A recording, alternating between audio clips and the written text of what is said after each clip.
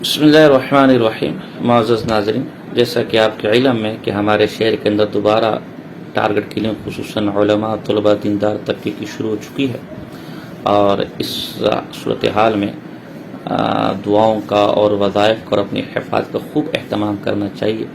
اسباب کے درجے میں جہاں دیگر چیزوں کو آپ اختیار کر سکتے اس میں حفاظت کے وظائف بھی مسنون وظائف بزرگوں کے مجربات ہیں۔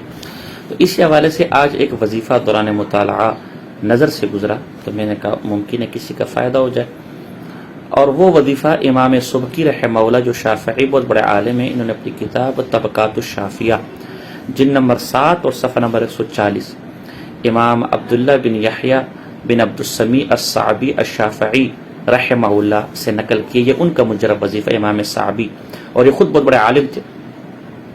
امام سبکی کا تذکرہ کرتے ہیں کانا اماما فاضلا ورعا زاہدا من اہل الیمن، یمن کے بہت بڑے عابد زاہد فاضل عالم امام متقی آدمی گزرے ہیں۔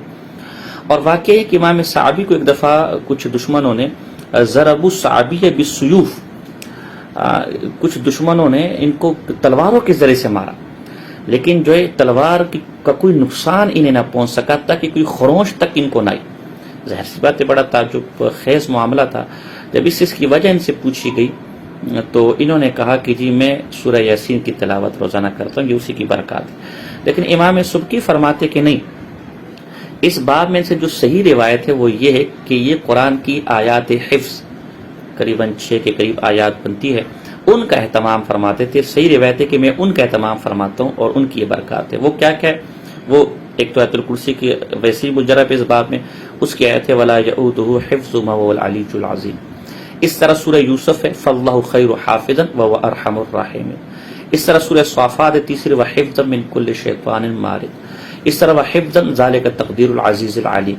اس طرح 5ویں آیت سورہ طارق کی إِن كُلُّ نَفْسٍ لَمَّا عَلَيْهَا حَافِظ، اور 6ٹھی سورہ بروج کی آخری کی چند آیتیں کہ ان بطش ربک لشدید انہ هو یبدئ ویعید وهو الغفور الودود ذو العرش المجید فعال لما یرید، آخر تک، آخر سورت۔ کہتے یہ مجھے وظیفہ کیسے ملا؟ ایک دفعہ میں جنگل میں جا رہا تھا تو ایک ساتھیوں کے ساتھ کہ کنت خرجت یوما مع جماعت فرأینا ذئبا یلاعب شاة اجفاء ولا یضرها بشیء، کہ ایک بھیڑیا بکری کے ساتھ لگا وہ کھیل رہا ہے اور اس سے کوئی نقصان کسی قسم کا نہیں پہنچا پا رہا، نہ اس کو کوئی نقصان۔ ہمارے بڑی تعجب خیز بات تھی کہ یار یہ کوئی نقصان اسے کیوں نہیں پہنچا رہا۔